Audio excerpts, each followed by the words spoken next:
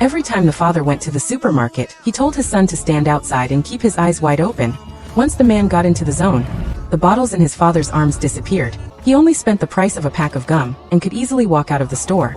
It turned out the man had a magical superpower. He could trick anyone's mind and create illusions. But this time something went wrong. A woman suddenly interrupted his power. The grandma immediately snapped out of it. She raised a hammer to teach them. Just as she lifted her hand, the man shouted to stop her. He raised a gun and pointed it at her. The grandma screamed and held her stomach.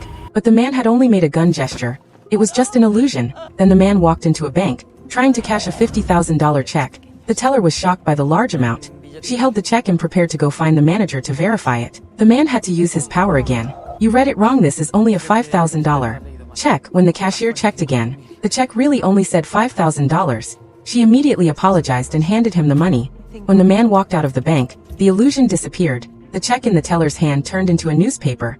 She panicked and called the police. The man had already jumped into his father's car. He just lightly turned the rear-view mirror. The pursuing police suddenly felt a chill. Hail started to fall from the clear sky. The road instantly froze then.